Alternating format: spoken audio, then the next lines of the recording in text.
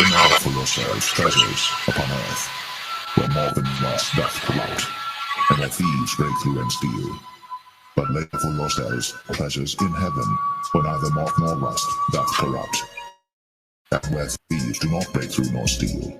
For where your treasure is, there will your heart be also. After this manner therefore pray ye, Our Father, which art in heaven, hallowed be thy name. Thy kingdom come, thy will be done, in earth as it is in heaven. Give us this day our daily bread, and forgive us our debts, as we forgive our debtors. And lead us not into temptation, but deliver us from evil. For thine is the kingdom, and the power, and the glory forever. Amen. The Spirit itself beareth witness with our spirit, that we are the children of God. And if children, then heirs, heirs of God, and joint heirs with God. If so be that we suffer with him, that we may be also glorified together. For I reckon that the sufferings of this present time are not worthy to be compared with the glory which shall be revealed in us. For the earnest expectation of the creature waiteth for the manifestation of the sons of God. For the creature was made subject to vanity, not willingly, but by reason of him who hath subjected the same, in hope, because the creature itself also shall be delivered from the bondage of corruption into the glorious liberty of the children of God. For we know that the whole creation groaneth and travaileth in pain together until now. And not only they, but ourselves also, which have the first fruits of the Spirit, even we ourselves groan within ourselves, waiting for the adoption, to wit, the redemption of our body.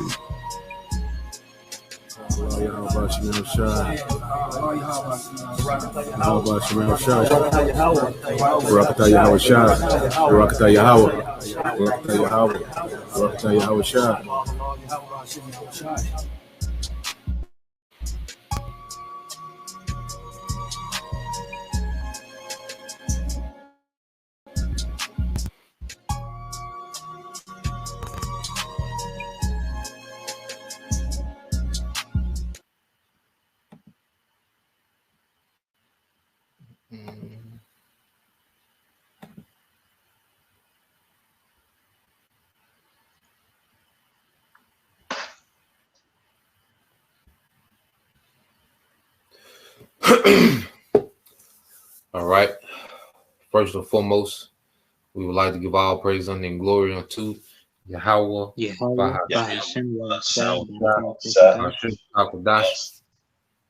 All right. Double honors unto the apostles and the elders of GMS who rule well, teach well, being great examples to his younger brothers, and peace and blessings, salutations to the hopeful lake out there pushing his word and truth and in sincerity across the four winds in the name of Yahweh Bashim Al-Shai, pushing to get up out of here. Shalom to the hopeful lake, the believers, the listeners, whom have came back to the obedience of the scriptures through faith in Yahweh Bashim Al-Shai.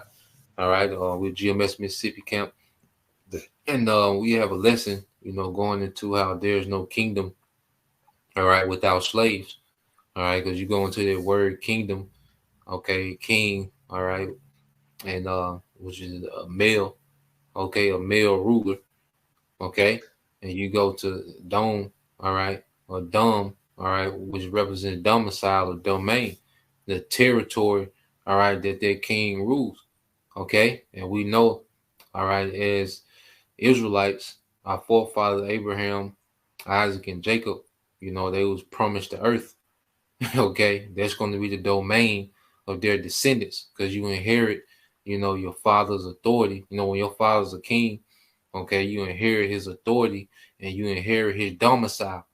Okay, so as descendants of Abraham, Isaac, and Jacob, we're born into an inheritance of the domicile of the earth. Okay, and within the earth, that means we're going to own everything in it, all right, including, all right, people.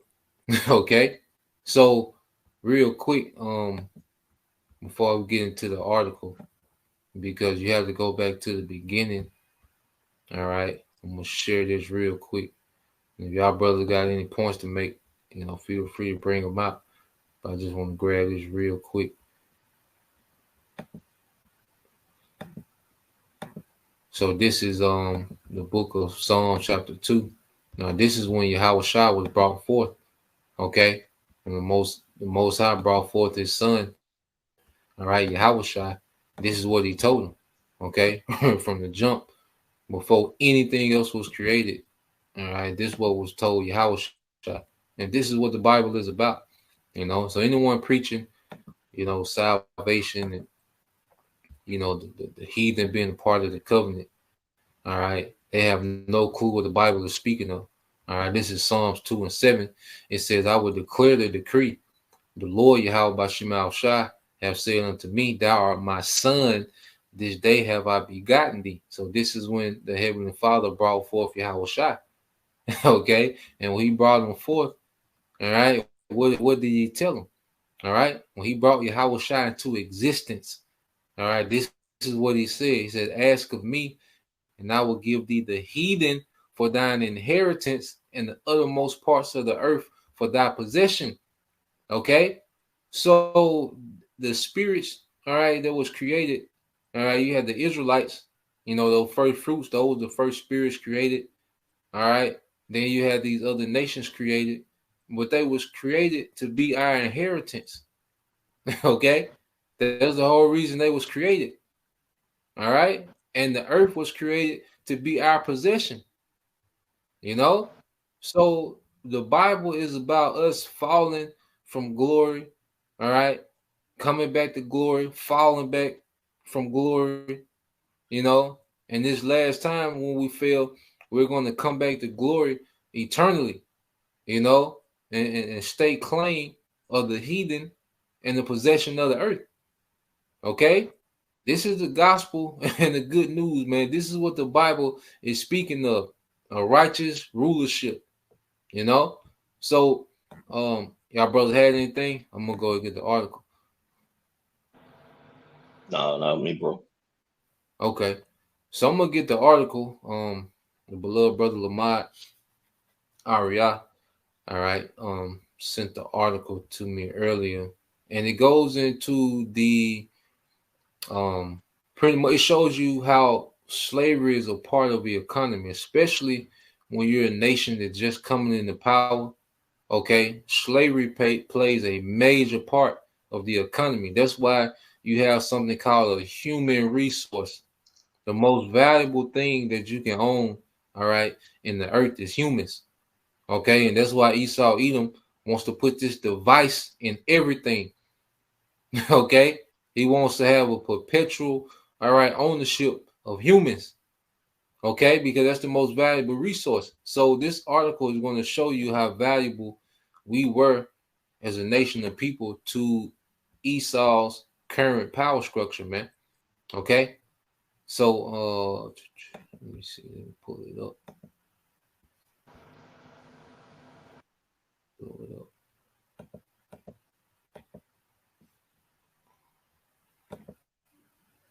Can y'all see that on y'all end? It's showing up pretty good. Yeah, come. I got it on here in my phone.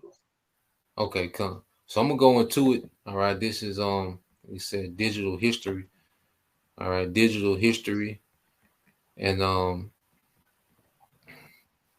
gonna read these first 5 articles. All right, it says slavery played a crucial role in the development of the modern world economy. Okay, so this modern world economy, all right, was off the backs, okay, of Israelites, man. Okay, it says slaves provided. You finna say something, bro? No, I'll just listen to you, bro. Okay, it says slaves provided the labor power necessary to settle and develop the new world. Slaves also produced the products for the first mass consumer markets: sugar, tobacco, coffee, coca, and later cotton. Slavery was an integral part of the earliest multinational systems of credit and trade that arose in the 15th and 16th centuries. The African slave trade also stimulated European shipping, manufacturing, and gun making. During the earliest phase of the capitalist development, planters, all right, master craftsmen, and other early capitalists could not afford to pay wages. Chronically in debt, New World planters could exploit slave labor with expending scarce currency. Slavery provided the cheapest and most expedient way to meet the demand for labor in mining and agriculture. All right, and this is just when you have workers that you don't have to pay. That's the come up. Okay. Yeah. When you're getting all this free labor, that's a come up. And it's going to go into the numbers. It said the slave trade had profound, because really all they had to do was pay, for just enough food, and just enough shelter, all right, to keep them alive. Just enough clothing, food, and shelter to keep them alive, which is bare minimum, And that's where you get that slave diet from, man. All them scraps, hog maws and, chitlins. That's come from, us being fed the scraps off the farm, man. Neck bones and pig feet, pig ears. That's the scraps, man. And that's the standard American nigga diet. You got it, bro. You can say something? No, yeah, you're right. And that's the standard American diet. And Jake done turned that to a delicacy, man. And a lot of Jakes know that this is something that, come from slavery, man.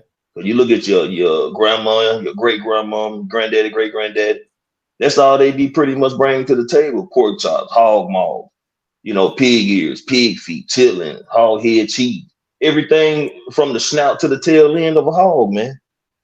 But this is just still part of that, trapped in that slave type mentality, man, that Stockholm syndrome. But when you have slaves, you can do that. You gonna mold them into being the type of beast you want them to be. Yep. And to get the cheapest labor and give them the cheapest type of scrap they can give them, because they weren't giving them no steaks, nothing, no beef off of cows and stuff, chicken, really like that. You know what I'm saying? They were giving them that low end type of diet just to keep them going, man.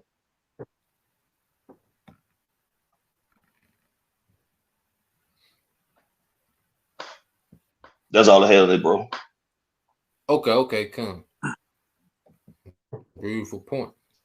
So, so when you like the brothers getting into, Jake turned those things into a delicacy, man. But that's why he called it slave diet, because it comes from, all right, the scraps from, all right, massa. Okay, now, go back in the article. It said the slave trade had profound consequences for Europe.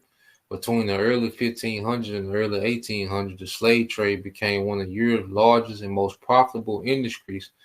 Profits from the slave trade were said to run as high as 300%. Okay, so they was coming up. All right, their cheap labor. Okay, their wage-free labor. All right, these devils came up. All the wealth that these devils have is directly linked to the labor of Israelites, man. Okay, right. This is what we have to understand. Now you got it, bro. No, you got it. And the payoff was never really no currency, man. Really wasn't no money in their pocket. Their payoffs was the fact that they was housing them and feeding them and clothes, giving them clothes. They wasn't getting no kind of financial gain from their hard labor, man. That's what the scripture says. We have no account for our labor.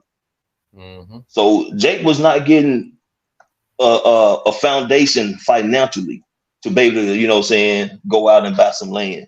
Because, amongst Israel, they will have they helpers who will wear the oil and work for him so many years. But when that Jake is done, he has the choice whether he want to stay and continue to serve his master, or he could leave and do his own thing. But he's going to leave with substance. But see, with Esau, you wasn't going to leave unless you was taken somewhere to be put in the ground somewhere. Mm-hmm. You didn't have no revenue coming about, if you will. Yeah, because even Jacob, you know, he left from Laban with resources. You know, he was a servant for Laban, you know, for those 14 years. All right, but he came up with livestock, you know, wives, you know, his wives had handmaids, you know, Jacob came up in captivity, you know, and that's what servitude was for that person to pretty much establish himself. You know, he might then come from a well-to-do Israelite family, but he will be able to get amongst his relatives that was established and establish himself, man. You see, the way Esau did slavery was completely wicked. Now, at the beginning, it was the Lord's anger, you know, that was on this devil. All right, but this devil, he took it too far. You know, he never eased up. Okay. Go back into the article. What scripture say? Oh, you got it, bro. What would you say? That's what the scripture say. What have thou to do with my my statutes? You know, to declare my statutes. They ain't not trying to keep the law because it wasn't even given to them. You know, they're not gonna do everything in right. They was just to build up themselves and just to try to just keep Jake all the way down and oppressed. I got a quick scripture, man, to back both of y'all brothers up with your last statement. What you got? This is Zechariah. I can bring it out, bro. You can go on and break it down if you want to. Okay. This is Zechariah chapter 1, verse 15. I am very sore displeased with the heathen that are at ease, for I was but a little displeased, and they helped forward the affliction. Yep. So these devils, because you gotta think the whole world benefited off our captivity. You know, Esau came up, but he established a world, all right, economy, you know, based on our captivity, you know, because it said those first mass consumer markets were the sugar, tobacco, cotton, and coffee. Okay. So this whole world, you know what they call the World Economic Forum, all this started from the backs, okay, of our people, man. You know, the labor of our people. Okay.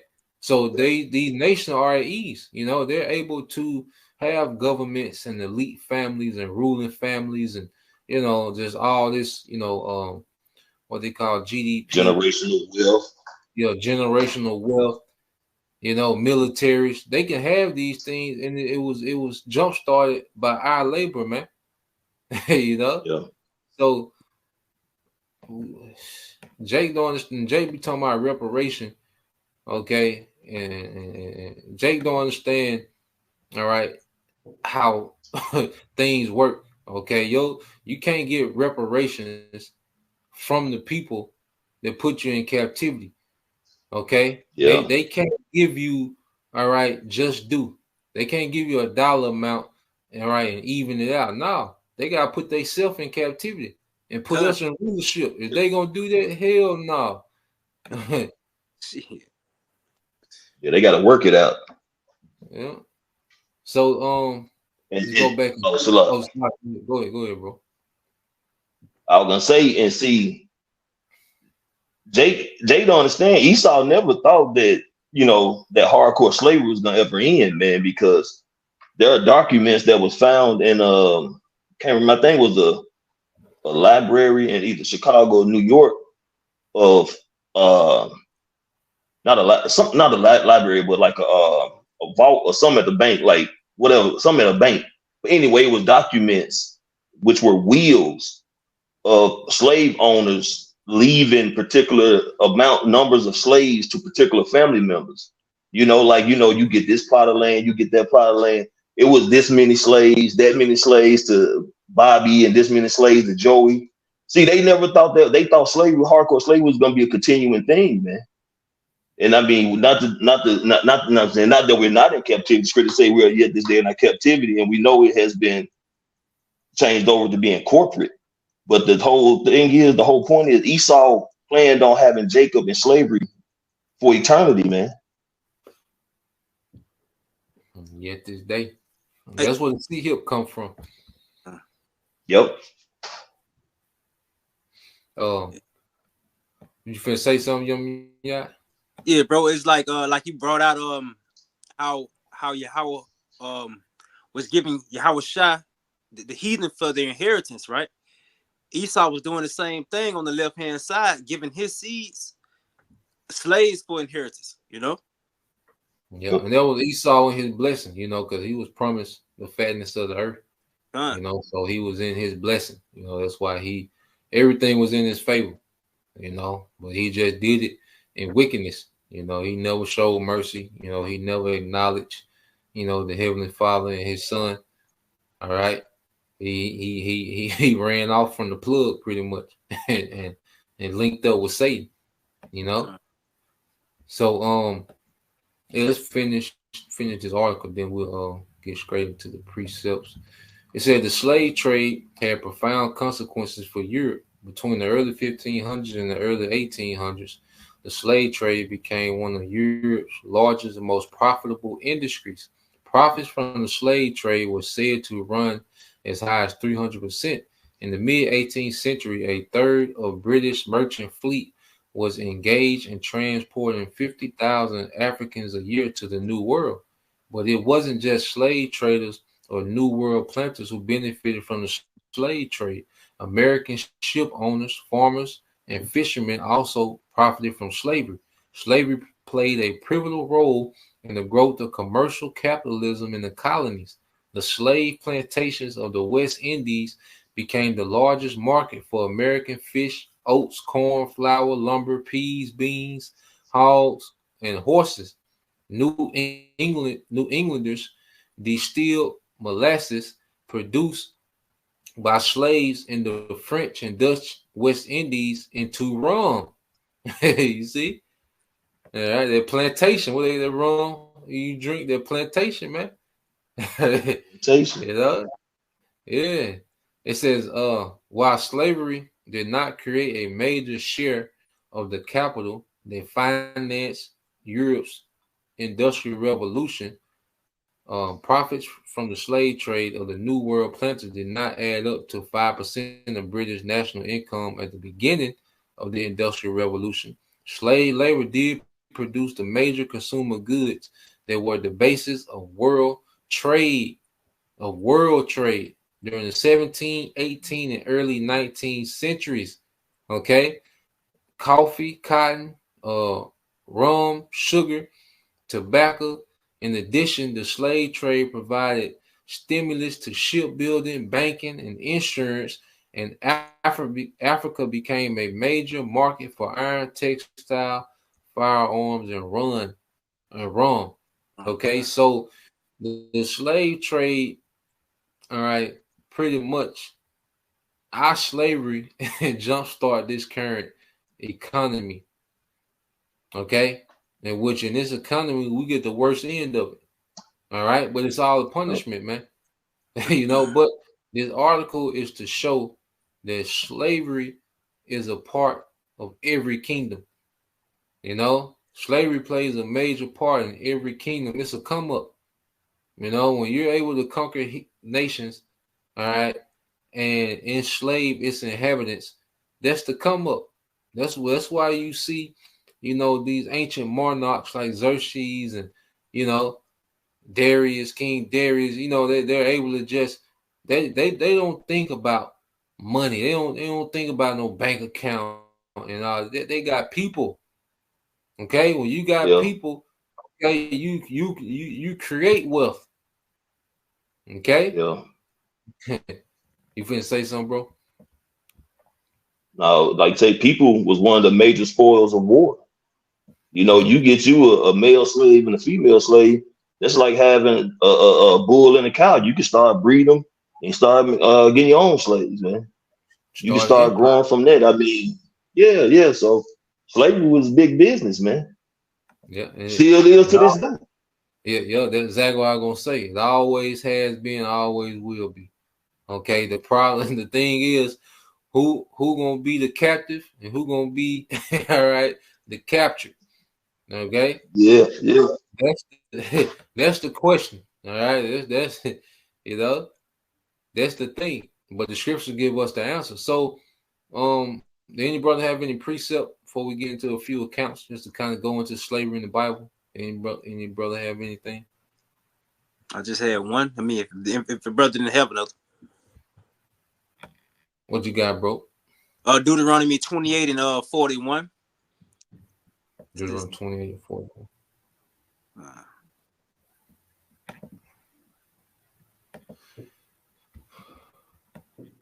All right. It's the book of Deuteronomy, chapter 28, verse 41.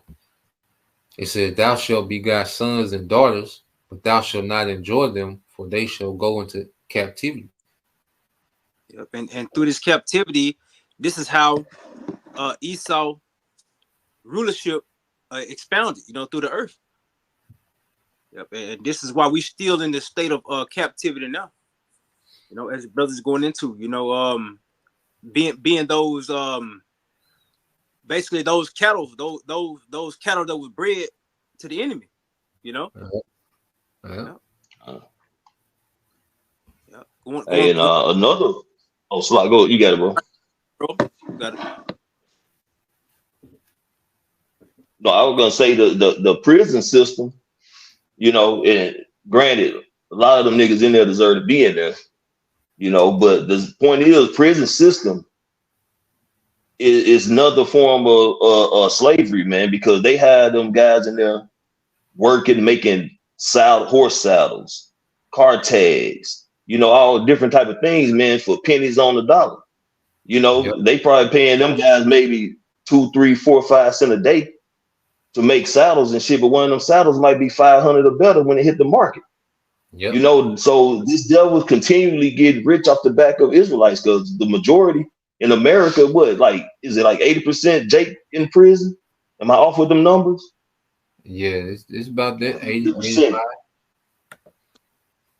So they're still making capital off the back of Jake, man. That's just the form of legal prison. They talk about, you're supposed to go in there and get rehabilitated, but you're not getting rehabilitated. You're getting work, okay? And then, you know what I'm saying, they end up throwing you back on the streets. You can't get a job because they'll restrict you from getting jobs in most cases. And then what? They end up going right back and hitting the clock of the prison, man. And he's back in there at work again for pennies on the dollar. And in the years they give them, it's like what the scripture said, the Lord said he was little displeased with the heathen, but they for the affliction. Jake getting 30 years for a bag of marijuana or something, man. So that's 30 years of pretty much free labor Esau finna get out of. And what did Esau got to do? Just house them, all right, and give them just enough food to survive. Yeah, this is a clothes.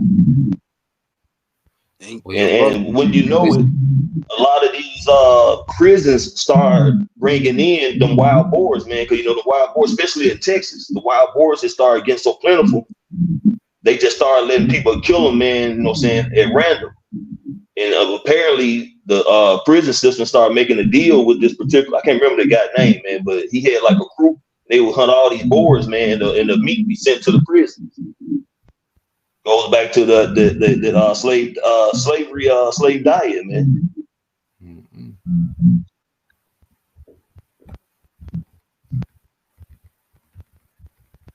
So let's get and brothers can get their mics.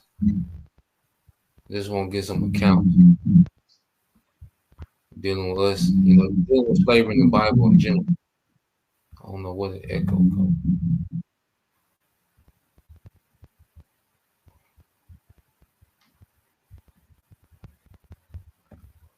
I had a point I wanted to make.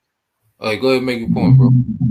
Yeah, it was never meant for the wicked to rule forever.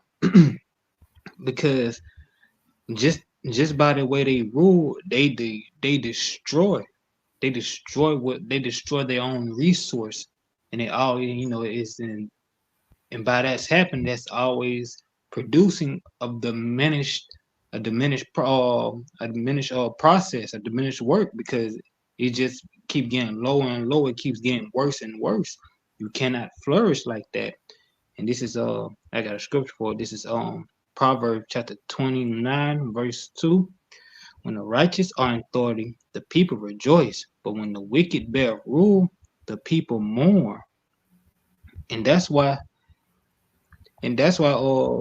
you see the world is in the state is in right now, because these people have no true understanding, because what the scriptures is the wisdom and knowledge and understanding. The scriptures give you the knowledge to how to operate in the earth, how to conduct with and in the earth. You see, that's why the law, statute, and commandment was given to what? To all his people, because it makes them noble and righteous and give them that wisdom to conduct the earth, conduct the people and the earth. I had Esau, he's a bro. I was gonna say Esau's just a horrible ruler, man, because he's not even looking out for his own people while he has rule over the earth, man. His own people are suffering, man. So when Yahushua returns, man, and these other nations go into captivity, after that 1,000 years of slavery, man, they're gonna be good. They're gonna be subjected to the ways of the nation of Israel, the law, statutes, commandments, but they're gonna have their own lands. They're gonna be able to be living comfortable, if you will. Okay, they're gonna be able to just, as long as they stay in the guidelines of the Heavenly Father and the Son's law, statutes, commandments, they're gonna be straight. But see, with Esau and rulership, man, everybody's in a down spiral, man. Nobody really, baby, can really come up. Nobody can really be sustained, man. Because if you take a deal with them, okay, like these athletes and everything like that, you got to make these wicked ass sacrifices, man. You're gonna have to lose a family member. All right, you're gonna have to give up your rear end, and that's still gonna leave you destroyed at the end of the day. But when Yahushua is in rulership, man, everybody's going to be good, especially the nation of Israel, man. Even the 2/3, when they come back through the loins of the elect, they're going to be, in their right mind. They're going to have the law, statutes, commandments, written in their inward parts and their law, okay, in their minds. And they're going to be good. Because righteous rulership is going to be at the forefront by way of who? Yahushua, King David, the 12 and the remaining of the elect, man.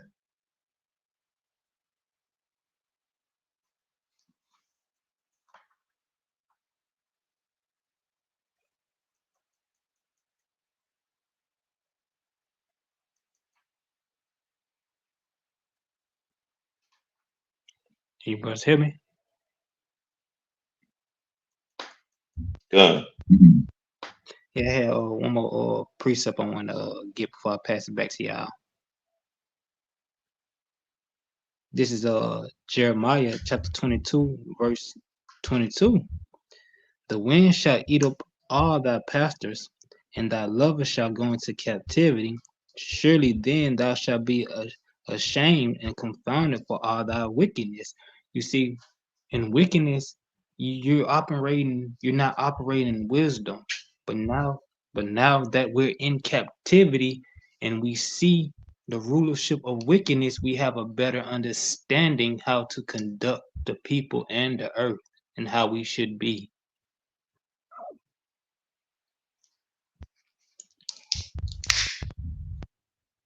That's all I want to say. Bro. So we're learning good and evil. We're learning righteousness and unrighteousness. So we couldn't be those king and priests to be able to rule in righteousness if we don't know how the wicked and unrighteous conduct. Okay, we need to be able to distinguish the different behaviors, man. So we have to know both sides.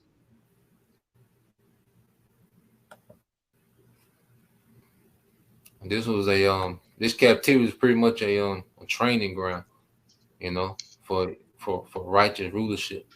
You learn what to do. You learn what to do by learning what not to do. That's really what sum up experience. And in this modern society, when people hear slavery, you know, they look down on it, you know, and they look at it, you know, as inhumane, you know, but they have the mindset of how Esau Edom did slavery. You know, the way he did it was inhumane. But guess what? When we rule with that rod of iron, it's gonna be inhumane for a period, but it's still gonna be in righteousness. All right, we're not gonna be doing, you know, the things Esau was doing as far as, you know, adultery and, you know, the homosexuality. Okay, but it's gonna be a rigorous captivity. Now, I want to get some accounts, all right, in the Bible, just to show slavery in the Bible. This is Exodus 1:9, and it says, well, I started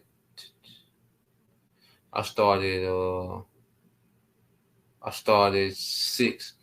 It says, and Joseph died, and all his brethren, and all their generation, and all the children of Israel were fruitful and increased abundantly and multiplied and waxed exceeding mighty, and the land was filled with them. Now there arose a new king over Egypt, which knew not Joseph. All right, because when we came into Egypt as guests of Joseph, you know, and Joseph was second in power under Pharaoh. But when Joseph died, all right, his brethren died, all right, and then Pharaoh died. Okay, it was a new king of Egypt, it was a new Pharaoh.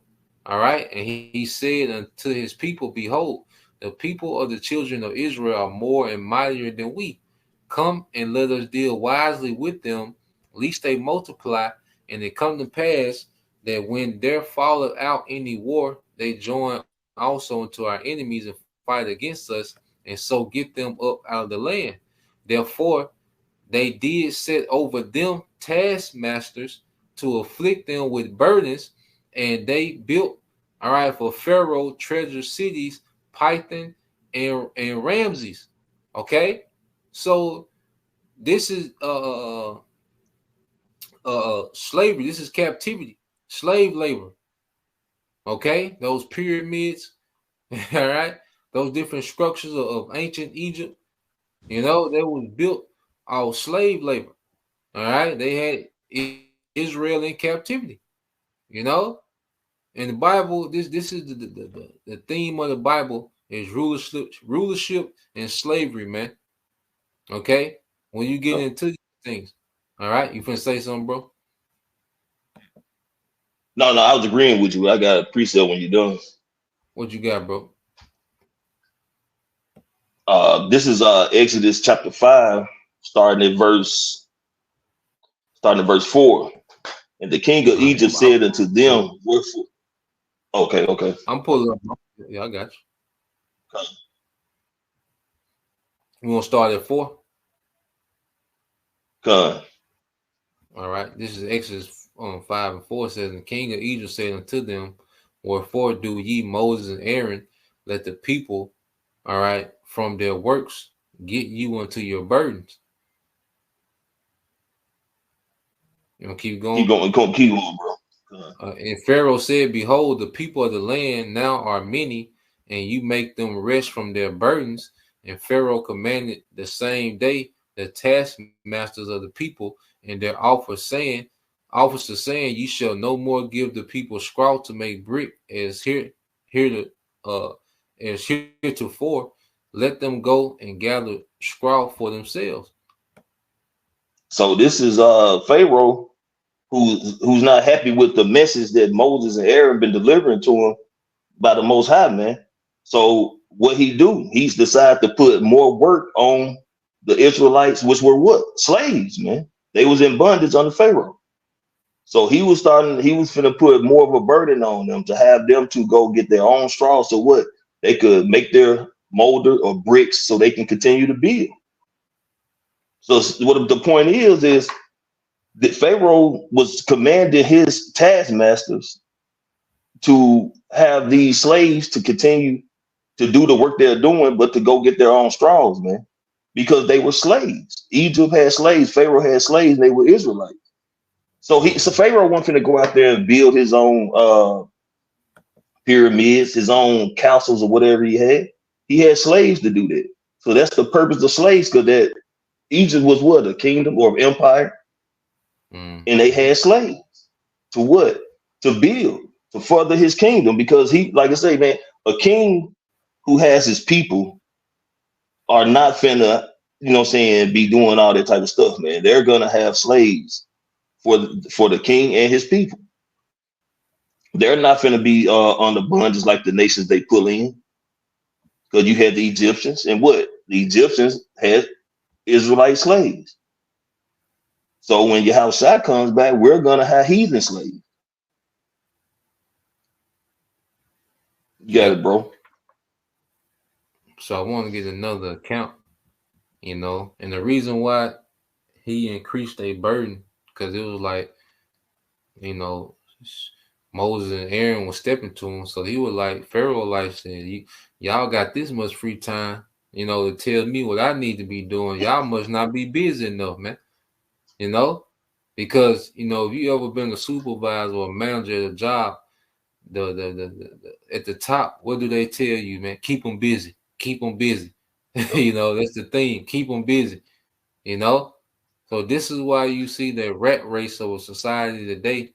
You know, where people are just, you know, burdened, you know, from work. You know, then you have the traffic. You know, you have the bills. You know, just a constant burden to where you're so occupied that you don't care about what's happening at up top. All right, people don't know what's going on in the world, man. All people know is work. You know, so this is why this is called spiritual Egypt.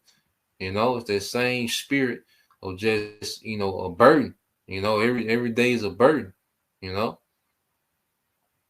Now you had this account, all right.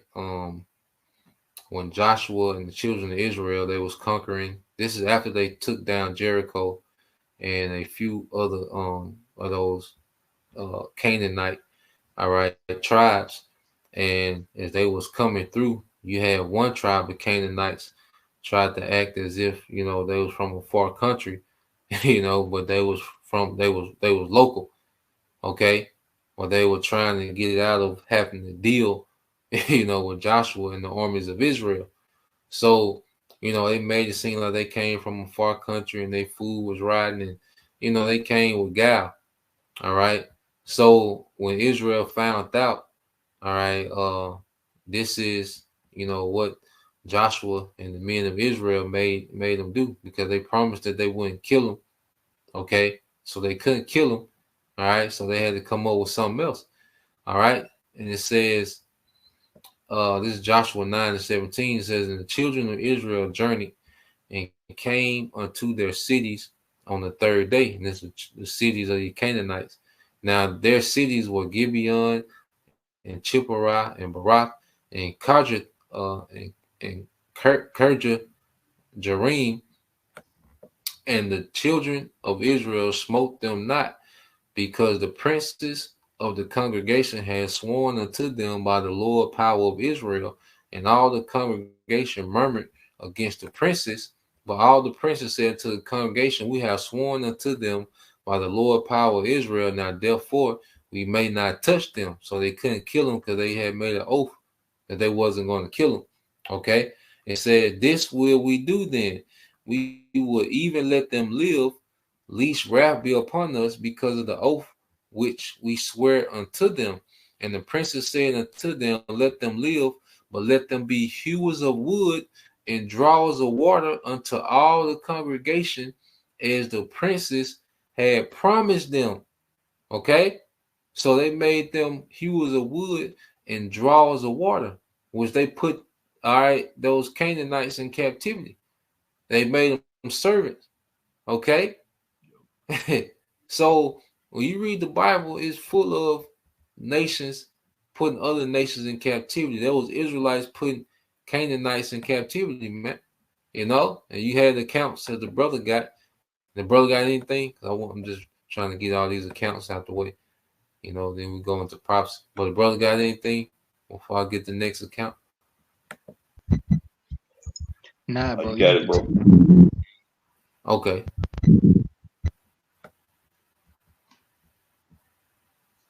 All right. So let's get this account. All right, because you know, we went into captivity several times, you know, and you had times when we were put nations in captivity, but we've been in captivity, majority of our time, as a nation.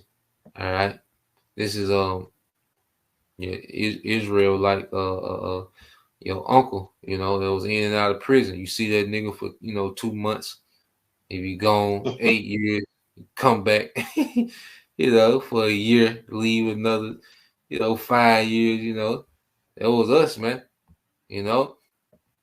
This is Jeremiah 39:1 says, in the 9th year of Zedekiah, king of Judah, in the 10th month came Nebuchadnezzar, king of Babylon, and all his army against Jerusalem, and they besieged it. And the 11th year of Zedekiah, in the 4th month, the 9th day of the month, the city was broken up. And all the princes of the king of Babylon came in and sat in the middle gate, even Naga, Sharazar, all right, Shem, Garnabo, Sarkism, Rab Cyrus, man, the Babylonians, god damn, we named them niggas. All right, so the Babylonians coming to the gates, when they besieged it. And verse 4 says, and it came to pass that Zedekiah, the king of Judah, saw them and all the men of war. Then they fled and went forth out of the sea by night by the way of the king's garden. All right, so Jake, tried to escape. All right, said by the gate betwixt the two walls, and he went out of the way, all right, of the plain. But the Chaldeans' army pursued after them and overtook Zedekiah in the plains of Jericho. And when they had taken him, they brought him up to Nebuchadnezzar, king of Babylon, to Riblah in the land of Hamath, where he gave judgment upon them. The king of Babylon slew the sons of Zedekiah, all right, in Riblah before his eyes. Also, the king of Babylon slew all the nobles, all right, of Judah. Okay. Moreover, he put out Zedekiah's eyes and bound him with chains to carry him to Babylon. And the Chaldeans burnt the king's house and the house of the people with fire and break down the walls of Jerusalem. Then Nebuchadnezzar, the captain of the guard, carried away captive in Babylon the remnant of the people that remained in the city, and those that fell away and that fell to him with the rest of the people that remain. Okay, so when you conquer a nation of people, it's a common practice that those the people you conquer go into captivity. Okay, we have in our law certain rules dealing with war. Okay, on how we would handle nations that we conquered, but it's just a common thing. Okay, and now Esau has everyone thinking that life is a Lifetime movie. Okay, but nah, man, this is just how the world works. Okay, and we're still in captive. It's just we're not in chattel slavery. Okay, but we're still captive to a nation of people, man. It's just one nation taking down another nation, man. You go into the Bible, it's full of it. Okay, and it's happening now. All right, you got it, bro. You finna say something? I would say because one way that a particular people are ruling is because the law of the land is theirs. They come up with the laws, man. And who come up with all these different laws that you have to obey, to be able to keep what so-called freedom you have? It's Esau Edom's laws, man. Mm-hmm. So I want to just get this account real quick, because when Egypt put taskmasters over us, because Egypt was a superpower at the time. Okay, but under King David, Israel became a superpower. So I just want to get this account of King David and his triumph, and how it played out for Solomon. Get these two accounts, and then, like I say, we can get into the prophecies. We close it out. This any brother had any points or anything they want to say before I get this account? Not yet. You good, young guy?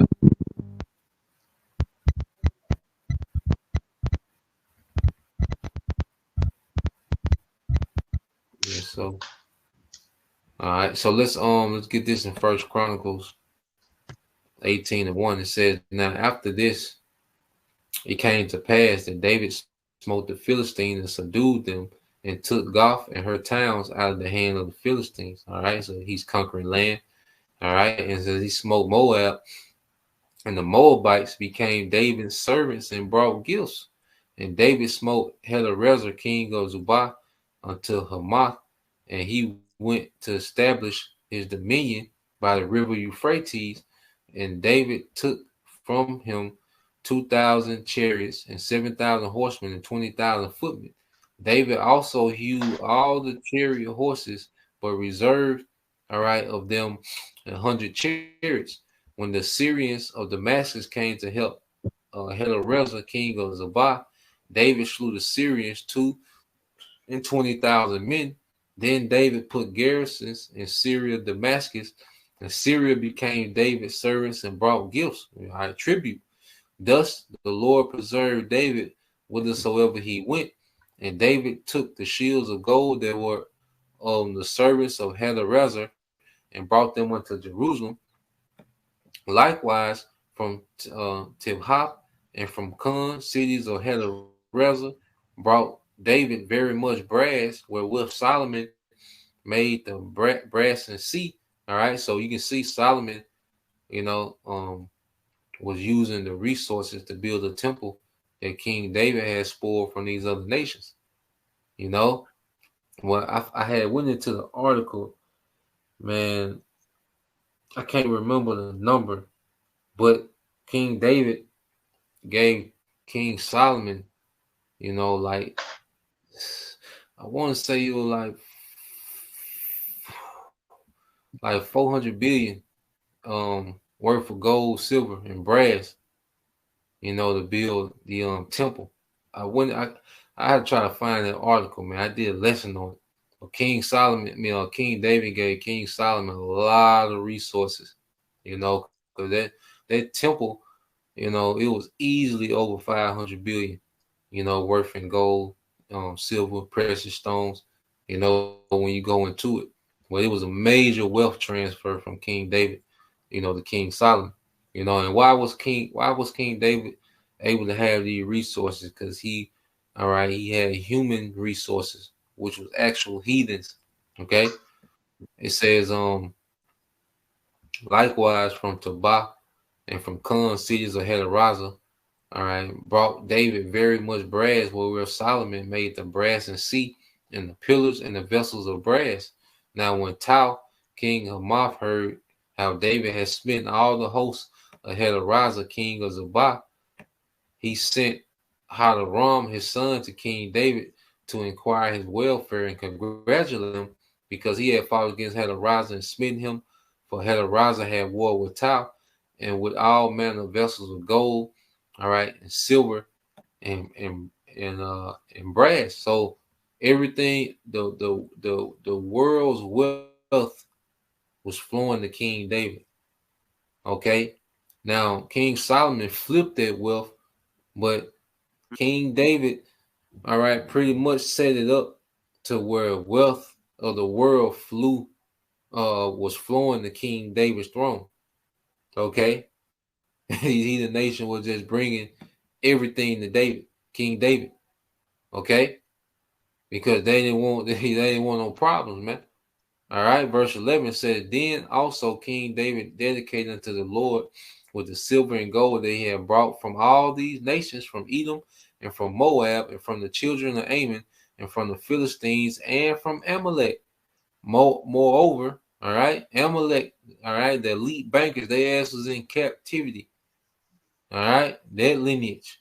Moreover, Abishai, the son of Zeruiah, slew of the Edomites in the valley of Salt 18,000, and he put garrisons in Edom, and all the Edomites, became David's servant. Thus the Lord preserved David whithersoever he went. Okay, so that was the come up.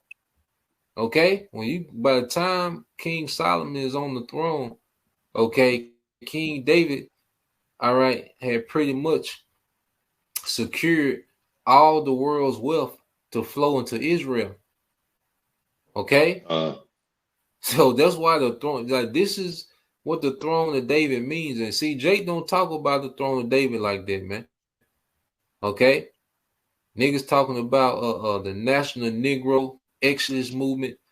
Okay, fringes and iPhone 14. All right, them hot ass phone, you know. But Jake really don't get into the throne of David and what that means, man. Okay, this was our come up. When we speak about the throne of David, this is our come up, man. Okay, but you brothers had anything? I'm gonna get that account with Solomon. Then like I say, we get into prophecy. Would y'all brothers have any points? Anything? I got this quick write up. It ain't the one exactly you had probably found, but it says an incredible, genuine gift, assuming a modern gold piece of 1,450 US per troy ounce. David donated 158 billion worth of precious metals to God's temple in Jerusalem. In regard to the silver that was provided, its total value today would be 18 billion. A lot of coins, bro. And then another part says he generously bequeathed as his latest offering to God the finest materials for constructing and furnishing Jerusalem house of prayer. His net worth was easily exceeded. His net worth easily exceeded $200 billion. Light work, man. Yeah, man. That's a lot of coins back then, bro. Yeah, yeah, and then that was that's a lot of coins. That was an actual resources, man. you know. So King David, all right, that throne, and that's what's going to happen again. Like, why do you think that the house of David is being raised up, man? You know, we're going to do that again. But I want to get this in Solomon. This account with King Solomon, and this is when he was building the temple. I got a quick commentary from the Nelson Study Bible. So when you go to 1 Kings, the 5th chapter, all right, and this is pretty much when King Solomon had an alliance with King Hiram. All right. So when you go to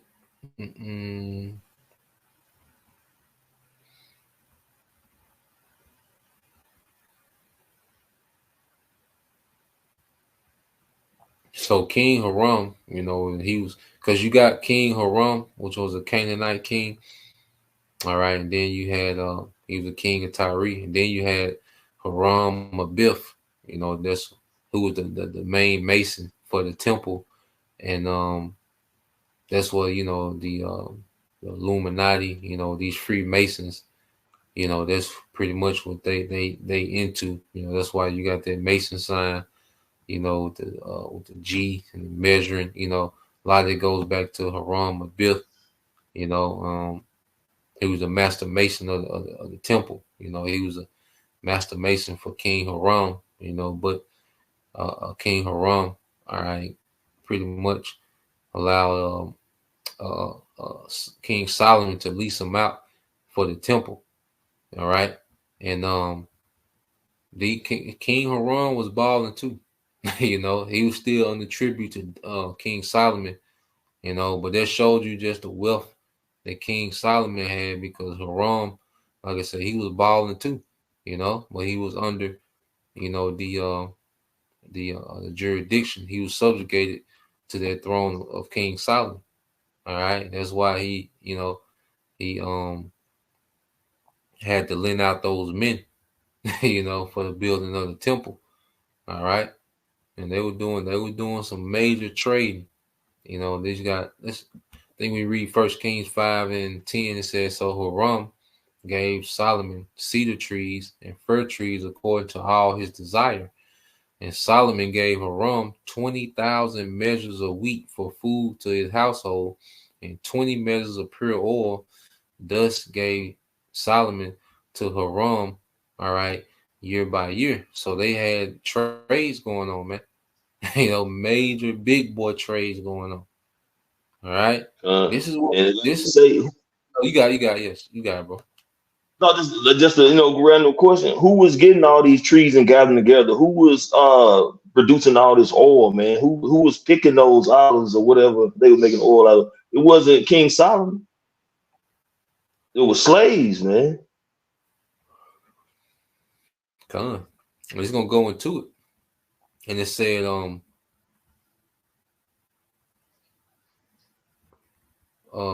Kings 5:16 says, besides the chief of Solomon's officer, which were over the work, 3,300 which ruled over the people that wrought and work. Okay. And King Solomon put Israelite men, all right, as pretty much supervisors, man, over the work of the heathen. Okay. Just as Pharaoh put taskmasters over us. All right, King Solomon put taskmasters over the heathen in the building of the temple. It says, and the king commanded, and they brought great stones, costly stones, and huge stones to lay the foundation of the house. And Solomon's builders and Hiram builders did hew them, and the stone squares. All right, so they prepared timber and the stones to build the house. Now, when you go to the Nelson Study Bible, all right, and you go into the commentary for verses 16, it says the large workforce detailed here was made up of non-Israelites. You hear that? Non-Israelites. All right, you hear that? The clowns in Boston. All right, the large workforce detailed here was made up of non-Israelites and constituted a permanent group of slave laborers. All right.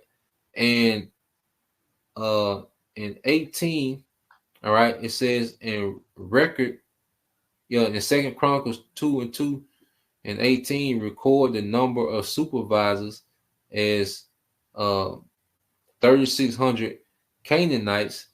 All right. To these were added 250 Israelite chief overseers. So you had supervisors, there was other Canaanites, there was other heathens, but then you had the managers, all right, was 250 Israelite chief overseers. Okay, so just today, you have Jake that's on the floor, and you might have a lead man that's a Jake, supervisor that's a Jake, but the higher you get up, it start getting lighter and lighter, man. And that's how it was under King Solomon. All right, it was Israelites in all those chief positions of overseeing the work, man. But it was heathens doing the work. Okay, slave labor. All right, he said the scriptures, the commentary let you know that this is a slave labor. He said constitute a permanent group of slave laborers, man. Okay. Oh man. So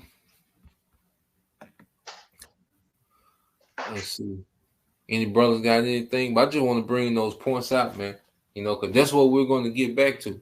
We been put in captivity this time for our disobedience. But now the Lord is finna get ready to have mercy, man. So the brothers have any precepts? Precepts concerning prophet? Yeah, they're dealing with the topic. Want to get this? You had one? Hello. Not this one. But one concerning prophecy, I got I'll wait. Got a disruption in the phone. Yeah, that's your phone. Hello? So can y'all hear me? Yeah, it's got a distorted somewhere.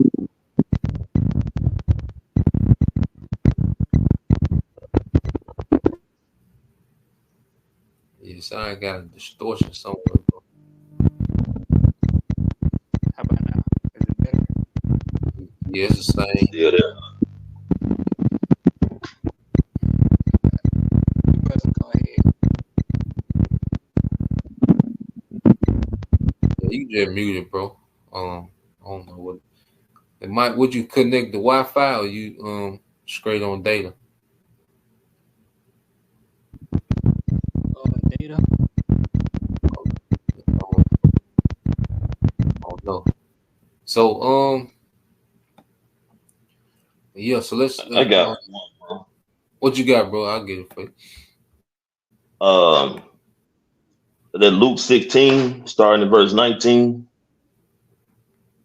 I guess to read the 25. Yeah, I guess 19 to 25. Okay, come. All right. You can break it down, bro. This is the book of Luke, chapter 16, verse 19. There was a certain rich man which was clothed in purple and in fine linen and fared sumptuously every day. And there was a certain beggar named Lazarus, which was laid at his gate full of sores, and desired to be fed with the crumbs which fell from the rich man's table. Moreover, the dogs came and licked his sores, you know? And you So, can pretty much equate that. Oh, Salak, bro. no, you got it. I was say you can pretty much equate that to the nation of Israel and the Edomites and the other nations, man. How we pretty much been beneath them. Okay, they've been on top, you know what I'm saying? Pretty much having their foots on our neck. Yeah, Esau being their rich man, you know, clothed in purple, you know, purple representing rulership, fine linen, you know, his comfort, and he fared sumptuously, man, you know, which he, the scripture say he's not in trouble as other men, you know, and that beggar, right, all right, being Israel. And like you say, even going back to that slave died, those are the crumbs, all right, from the rich man's table, you know, and even today, Jake, you know, brag about, all right, these salaries, you know, what they call a high value man, you know, $100,000 a year, you know, Jake is considered a high value man. All right. Well, you have these devils, okay. Cause Jake be 45 and just making 100,000, but you have these Edomite devils 18 and 19 making 150,000, you know, working for their fathers, right, man. Okay. Right. So you Israelites are getting the crumbs, no matter what. You know, even these niggas that are billionaires, they're still getting crumbs from Esau Edom. You know, Yep. so no matter what salary a nigga got, it's still crumbs off the table of these devils, man. Okay. Yeah. Verse 21, reading again, it says, "And desiring to be fed with the crumbs which fell from the rich man's table. Moreover, the dogs came and licked his sores." Those heathen nations, as you said, you know, they pretty much benefit off our captivity, man. Okay, China, Right. the China man restaurant. Okay, Yeah. the Indian gas Hair station. stores. Yeah, hair stores. You know, everybody benefit off Jake captivity, man. And it says, and it came to pass. What Temu? Jake be telling Oh yeah, yeah. I'm shopping like a billionaire. I'm kidding. Verse 22 says, "It came to pass that the beggar died and was carried by the angels into Abraham's bosom." All right, and Abraham's bosom goes because the promise was given to Abraham of rulership. You know, in the bosom, you know, it means you're being comforted. You know, so at the end of this captivity, man, that we're serving out, we're coming into the blessing of Abraham, man. Okay, but when Esau when his rulership dies, okay, he going to captivity. It says the rich man also died and was buried, and then hell, which is in captivity, he lift up his eyes, being in torments, and see if Abraham were far off. All right, and Lazarus in his bosom, and he cried and said, "Father Abraham, have mercy on me, and send Lazarus that he may dip the tip of his finger in water and cool my tongue, for I am tormented in this flame." But Abraham said, "Son, remember that thou in thy lifetime received the good things, and likewise Lazarus evil things, but now he is comforted and thou art tormented. All right. So these devils, they're going to be begging for relief. Okay. Well, there ain't going to be none. You got it, bro.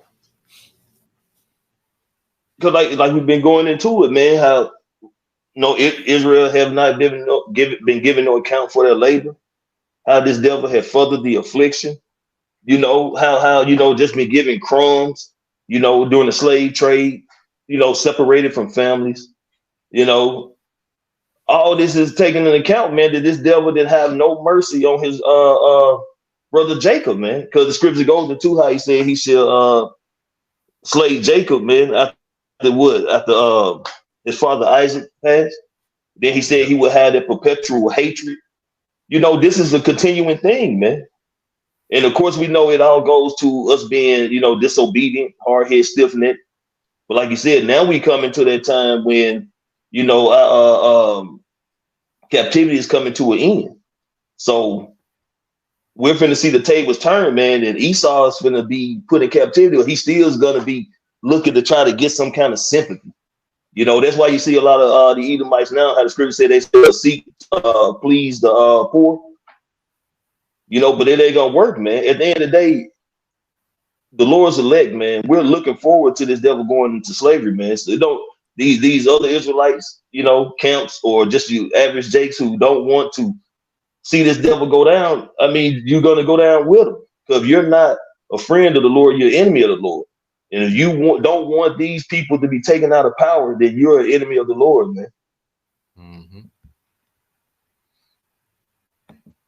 And I want to get this from the brother real quick. This is from the brother Beyond Yashala, Psalms 47:1. It says, "Oh, clap your hands, all ye people, shout unto the Most High with the voice of triumph." All right. And this is speaking of Israel with triumph. Okay. And we finna triumph the earth. Jake got to think bigger than the Friends t-shirt, man. Okay. We finna triumph the earth. And it says, "For the Lord, Yahweh Shema Al-Shah, Most High is terrible. He's a great king over all the earth. All right. He shall subdue the people under us and the nations under our feet." And that's what was told in Psalms 110. We'll get that. And this is what Yahweh Shai is waiting on. As he's at the right hand, he's waiting to come subdue these heathens, man. This is the purpose. All right, Yahweh Shai is coming to deliver his elect, okay, and subdue the heathen, man. That's the mission this time. He came to be that sacrifice, so we will have a grace period, in which, because this grace period, like we was talking about earlier, this grace period was a time for us to be in captivity, but learn how to be rulers, learn how to be balanced, understand righteousness, understand, because see, in the kingdom, we're going to know how to judge every person in the kingdom, from the working man to the rich man. We're going to know how to judge every person in the kingdom, every class, because we at the bottom. So we get to see things from the perspective of the bottom. And now we have this understanding. So when we go around the earth, when we go through our day to day, we start to look at the things that need to be changed according to, all right, the wisdom that we have, but we don't have the power to do it. Yahweh Shai, he's going to come back and we're going to have that power, just as the slave trade kicked off Esau kingdom. Well, Yahweh Shai coming to put these heathens in captivity, that's going to kick off our kingdom, man. Okay. That's the mystery. Unto you, it was given to understand the mysteries of the kingdom. Okay. I'm gonna get this real quick. Did the brother have anything? I'm gonna get the Psalms 110. Revelation 13, 9 and 10. Well, you want to get that Psalms first? That's cool too, bro. Yeah, I'll get that Psalms and then I'll get that for you, bro. This is Psalms 110:1. And it says, "The Lord, Yahweh Shema Shai, said to my Lord, sit thou at my right hand until I make thy enemies thy footstool. Okay, so this is the Heavenly Father said unto Yahushua, sit thou at my right hand. And that's where Yahushua is at now. Because he finished his mission, okay, being that sacrifice. Now he has another mission to come be that conqueror, man. Okay? And these enemies are going to be made, okay, the Lord's footstool, man, which is showing that they're going to be in subjection, man. And when you cast your foot over something in the ancient world, when you cast your shoe over something that represent that being your possession. That's why I say over Edom, should I cast my shoe? Okay. You said Revelation, didn't bro? Yep. It's the book of Revelation, chapter 13. This is Revelation 13 and 9. It says, if any man have an ear, let him hear. He that leadeth in captivity shall go into captivity, and he that killeth with the sword must be killed with the sword. Here's the patience and faith of the saints. And it's pretty much saying, you know, to listen up. Anyone who have an ear, you know, to understand what the scripture is saying. And it's speaking on he that leadeth into captivity shall go into captivity. And who been the primary leader when it comes to leading the nation of Israel into captivity? It's been Esau Edom, man. Okay, and who was given the blessing of the sword? Who's been going throughout the earth with the sword, conquering, killing, murdering, and taking over people's resources? Esau Edom. So he that would lead into captivity shall go into captivity, and he that killeth with the sword must be killed with the sword. So Esau is going to go into captivity. A lot of these devils are going to be killed when Yahushua returns, okay? And they're going to go into captivity, and they're going to be getting put to death and brought back throughout the whole 1,000 years of their slavery, man. And then it's going to come to that point, as it's written in the book of Obadiah, that, you know what I'm saying, Esau is going to be stubble, man. He's going to be completely eradicated, okay? He's going to be completely put down, and he will be no more. The nation of Esau, as it's scripted, the father, the brother, and the son, you know, that bloodline, that seed line is going to be completely cut off, as well as the Edomite women. But, you know, we all know that the seed is the bloodline. So all that is going to be completely cut off, and the nation of Esau will be no more. Okay. But he will go into captivity for 1,000 years before that demise comes. Okay. I got another one coming, boy. You finna say something on Yummy Yacht? And I was just saying, yeah, and see, because the scripture say 2 Ezra 6 and 2, what is it, 6 and 9? Yeah. How Esau is the end of the world, Jacob is the beginning that followed. Yeah. And well, the ultimate Jacob's coming to take rulership and put these devils in subjection. So and as the scripture says, and you know, if you want to get your scripture first, bro, that you was gonna get. No. What you got, bro? I was just gonna get Isaiah 14. We can just get the first few scriptures. Isaiah 14, come. Yeah, I got you, bro. All right, bro. All right.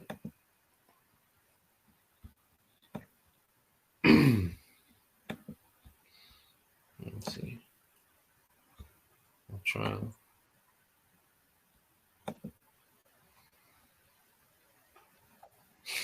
All right, this is the book of Isaiah, chapter 14, verse 1. It says, for the Lord will have mercy on Jacob and will yet choose Israel and set them in their own land, and strangers shall be joined with them, and they shall cleave to the house of Jacob. Keep going. Now going back into the the promises he made with our forefathers, how he was going to give us the land, the holy land, but this time we had to been scattered, but he's going to gather us back. In the NLT it says how he gonna have mercy upon our people, and he gonna choose us once again.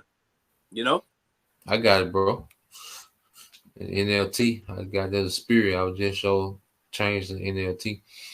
This Isaiah 14:1 said, but the Lord will have mercy on the descendants of Jacob. Wait a minute. The descendants, all right, which are the tribes, man. Okay, we're all descendants of Jacob, man, through those patriarchs, those 12 patriarchs, man. You know, niggas want to buck up against the sign. Okay, nah, man, this sign is pretty much it's like a wheel, you know, of the birthright, man. It says he will choose Israel as his special people once again. He will bring them back to settle once again in their own land, and people from many different nations, all right, and these are Israelites from different nations, will come and join them there and unite with the people of Israel. Okay, so these are actual that's not actual heathens. Those are Israelite foreigners, man. Okay, you know, keep going, bro. Yeah, bro, I got 1%. So if I cut off, yeah, but you can keep going, bro. I'm trying to log in on my other phone.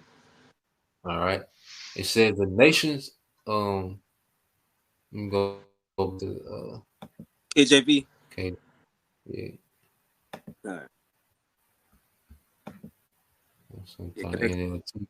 Yeah. All right. It said Isaiah 14:2 says, and the people shall take them and bring them to their place. And this is the heathens being brought to their place of captivity. And the house of Israel shall possess them in the land of the Lord for servants and handmaids, and they shall take them captives, whose captives they were, and they shall rule over their oppressors. So all these nations gonna be a spoil of war, because we're gonna inherit these nations under Yahushua. And it's and the main oppressor now is Esau Edom, you know. So that's why he's gonna get the worst punishment, you know, by being taken out the earth forever, man. You know, as the nation of Edom.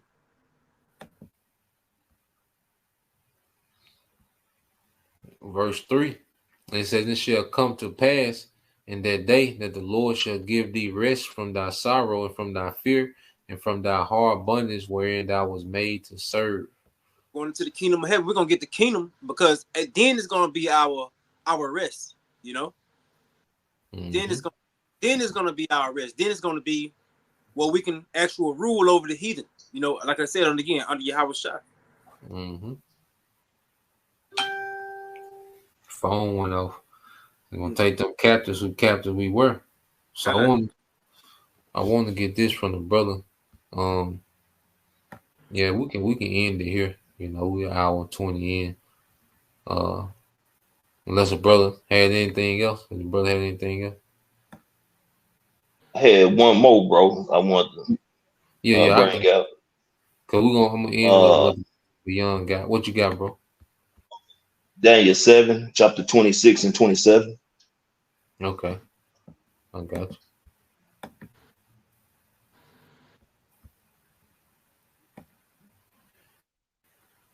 This is the book of Daniel, chapter 7. All right, verses 26. It says, but the judgment shall sit, and they shall take away his dominion to consume and to destroy it until the end. And that's the judgment, okay, of Esau Edom being removed from power. Okay, that's why his dominion gonna be taken away. All right, and his infrastructure gonna be destroyed. Okay, there will not be one concrete building, okay, in the kingdom. All this coming down. Okay, not one sidewalk, a bike lane, nothing. All right, all this coming down, man. You know, no statues, no monuments, nothing. All right. Verse 27 says, and the kingdom and dominion and the greatness of the kingdom under the whole heaven, which is the earth, shall be given to the people of the saints of the Most High, whose kingdom is an everlasting kingdom, and all dominions shall serve and obey him. Okay, King of Kings, Lord of Lords. You got it, bro. Oh no, it's pretty much self-explanatory. Like you say, King of Kings, Lord of Lords, all these shall bow, man. All the other nations, You know, they're going to be slaves. They're going to be under dominion. You know, the animals, the plants, everything is going to be under dominion of Yahweh Shai and the Israelites, man, the kingdom of heaven. And that kingdom is everlasting. So these other nations think they got next. Ain't nobody got next, man. It's going to be Yahweh Shai, and that's going to be the end of it. Yahweh Shai's kingdom is going to be a forever kingdom, man, everlasting. And these heathens gonna be perpetual servants. You know, it's gonna go from a rigorous captivity, and eventually they're just gonna be in perpetual servitude, man. You know, a lot. You want to see your phone, see what they're doing. Y'all can hear me? I'm coming out. Sound better. Still a little distortion.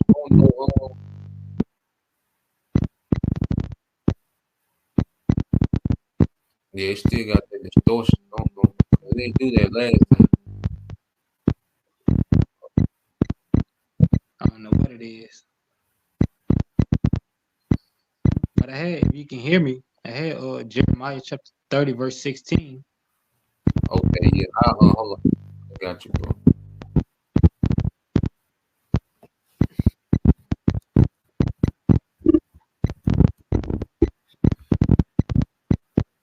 The brother had hope.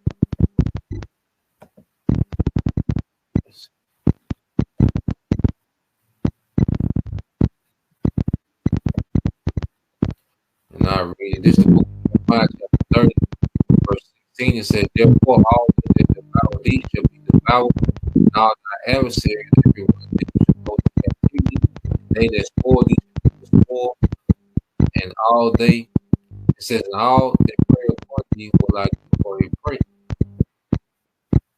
Yeah. So all those people that has made merchandise of us from Esau, Edom, from Ammon, to Moab, to all these other nations, they will be put into captivity for what, making merchandise of us, taking advantage of us in our lower state. See, that time is coming, you know. Brother, that was it, bro. I had three more precepts, but we can, you know, if I'm still coming out too distorted. We get one more, another one there, bro. Okay, if you will, you can get Amos chapter 1, verse 11, and read down to 15. All right.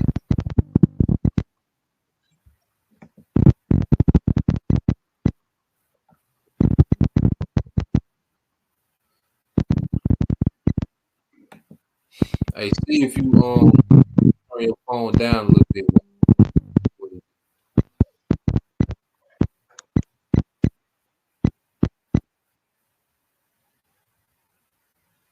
No, don't mute it. Just turn it down. See if you turn the volume down on it. See. I did. I'm coming out. Yeah, it's better. A little better. Let me pull it up.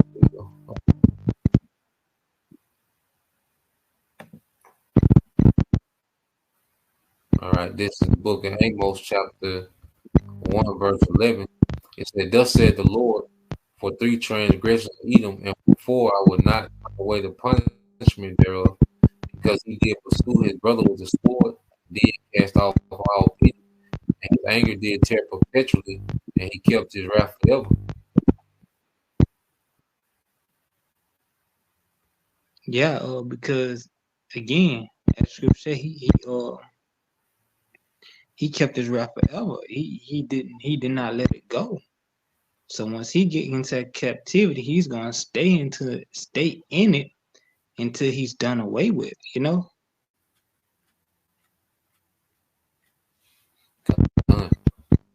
Say read 15. Yeah, read the 15. All right, it said, but I will send fire upon demon, which shall devour the palaces of Israel. Thus said the Lord. You got it. And that's you know, from Teman in the past of Basra, that's Esau Edom. You see, he's coming to deal with him first. Because why? He's the one in rulership. When you taking over a kingdom, you take out the ones that in rulership, then the vassal states will fall under that new king, that conquering king, who is Yahweh Shai. Yep. Yep. And no nation benefited more from my captivity than Esau Edom. This is verse 13 said, "Thus said the Lord, for 3 transgressions of the children of Ammon, and for 4 I will not turn away the punishment, because they have ripped up the women with child in Gilead, that they might enlarge their border." And that's them destroying other, destroying people to, like, how you doing war, you destroy them, take their children, take their possession, take their cattle. You see, all these things they did, it's gonna be turned upon their heads. Verse 14 said, "But I will kindle a fire in the wall of Rabbah, and it shall devour the house with shouting in the day of battle, with a tempest in the day of the whirlwind. Their king shall go into captivity, he and his princes together, says the Lord Yahweh Shai." And that's all the nobles of this world, them all the elites, them the upper class, Edomites, Ammonites, Moabites, whatever ites you is, except for Israelites. all those people that has, taken advantage of us, is going down in a terrible day. And it's, that whirlwind tempest talking about thermonuclear fire and fire from the chariots of the Lord. Mm-hmm.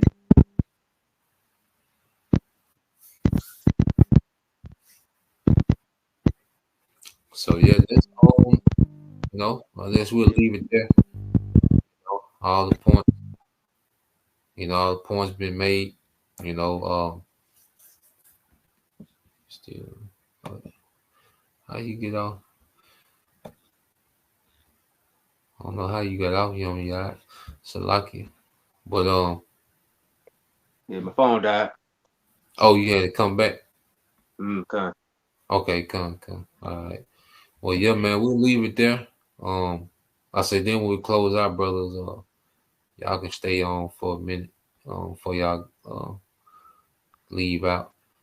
But yeah, we'll leave it right there. All right. Just want to go into, the dynamic, of slaves in the kingdom, because contrary to proper belief, okay, slavery, all right, is a relevant thing and it always will be. Okay. It's just how you do it, and we're going to do it with class, after that 1,000-year period, it's going to be an honor, to work, all right, for an Israelite household. Like Jake jump up and down for a government job today. Okay, well, in the kingdom, after that 1,000 years, it's going to be a privilege and an honor, to work for an Israelite estate. It's going to be a desired, okay, job after that 1,000-year period. So that's the point. We'll leave it there. Lord will, you brothers, all right, and you sisters edified once again. We're going to give all praise, honor, and glory to Yahweh. Bahashim, Yahweh Shai. Double honor to the apostles and the elders who rule well, teach well, being great example to our younger brothers, and peace and blessings, salutations to the whole elect. Shalom. Hey, Shalom. Shalom.